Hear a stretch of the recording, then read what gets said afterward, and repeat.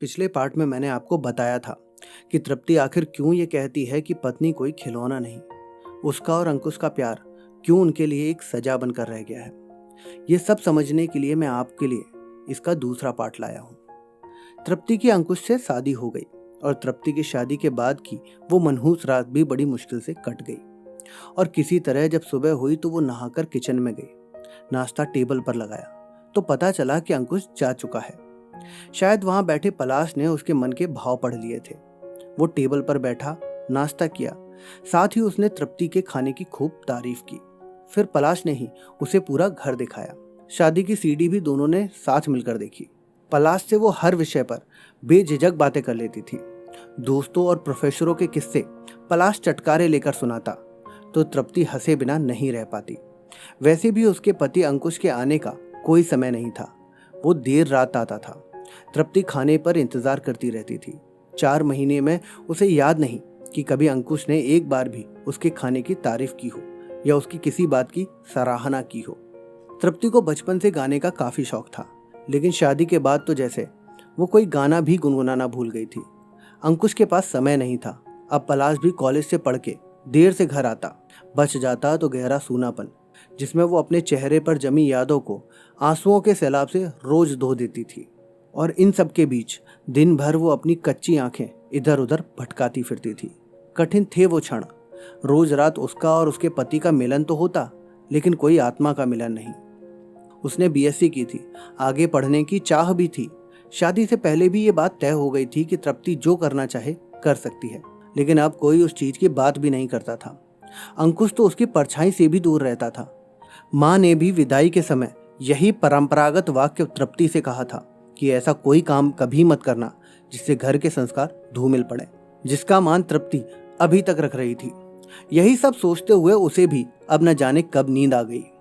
सुबह उठी तो उसका मन बहुत दुखी था, क्योंकि उसकी सास उसके उठने से पहले ही उठ गई थी और वो अंकुश का नाश्ता तैयार करके कपड़े धो रही थी।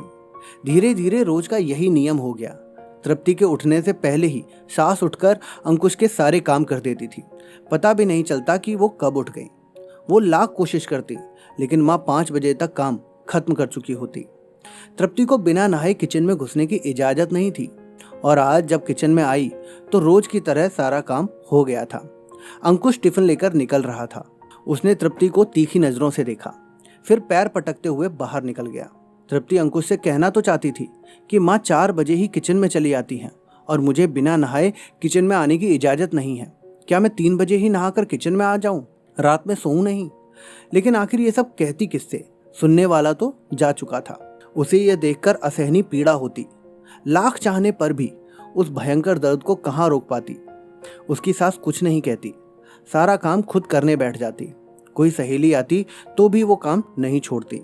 तृप्ति को शर्म आती। सास कड़कड़ाती ठंड में भी बर्तन धोती रहती। वहीं अंकुश तो हमेशा ही घुटे घुटे रहता। केवल रात में ही उसके भीतर का पुरुष जागता। तृप्ति बचना चाहती, लेकिन वो कुछ नहीं कर पाती। वो चीखना चाहती, अंकुश को दूर फेंकना चाहती, लेकिन अंकुश उसे किसी खिलौने की तरह इस्तेमाल करके छोड़ देता। जिसके बाद तृप्ति खुद से यही सवाल करती, क्या यही है मेरी इज्जत तुम्हारी नजरों में? मैं तुमसे बात करना चाहती हूँ, एक समझदारी का हक, छीनने का नहीं, बराबरी का हक, खींच का नहीं, प्यार का हक। अंकुश, मुझे प्यार चाहिए। पर उसकी आवाज अंकुश तक नहीं पहुंच पाती। एक दिन सुबह उठते ही तृप्ति को झकझोरते हुए वो बोला, आज ऑफिस से कुछ लोग आ रहे हैं दोपहर के खाने पर। खाना स्वादिष्ट बनाना, मेरी बेइज्जती नहीं होनी चाहिए, समझी? कहकर अंकुश चला गया। सुबह सुबह अंकुश के इस व्यवहार ने तृप्ति को अपमानित महसूस करने का एक और मौका दे दिया। जिसके बाद वो उठी, बाथरूम का दरवाजा जोर से बंद करके वॉश बेसिन का नल खोलकर जोर से फफक पड़ी। लगातार बहते पानी की आवाज उसे सुखद प्रतीत हो रही थी। वो अपना अपमान, दुख, पीड़ा सब कुछ उस पानी में बहा रही थी। हर रात एक नए दर्द में अंकुश उसे धकेल देता। उसका स्पर्श तृप्ति के भीतर की औरत को जगा नहीं पाता, सिर्फ उसमें घिन पैदा करता, जिससे हर रात के बाद तृप्ति को बस एक खिलौने जैसी फीलिंग आती, जिसे जब मन किया खेल लो और फिर छोड़ दो। लेकिन आखिर ऐसा क्या होता है कि तृप्ति ये घर छोड़कर जाने को तैयार हो जाती है? ये पता करने के लिए आपको हमारी अगली वीडियो का इंतजार करना होगा। तो दोस्तों, इस कहानी से हमें ये पता चलता है कि वैवाहिक जीवन में बना हुआ शारीरिक संबंध सिर्फ शारीरिक संबंध नहीं बल्कि आत्माओं का मिलन होता है। ऐसे में इस संबंध के लिए दोनों लोगों की सहमति होना बहुत ज़रूरी होता है, अन्यथा ये आपके रिश्तों में कड़वाहट भी पैदा कर सकता है। मैं उम्मीद करता हूँ कि आपको हमारा आज का सुविचार समझ में आया होगा। तो आप अपनी राय कमेंट बॉक्स में ज़रूर लिखें। वीडियो पसंद आई है तो वीडियो को लाइक करें, अपने दोस्तों के साथ शेयर करें। ऐसे ही और सुविचार सुनने के लिए आप हमारे चैनल सुविचार कहानियाँ को सब्सक्राइब ज़रूर कर लें। चलिए अब मैं आपसे विदा लेता हूँ। अब मिलूंगा आपसे एक और नए सुविचार के साथ।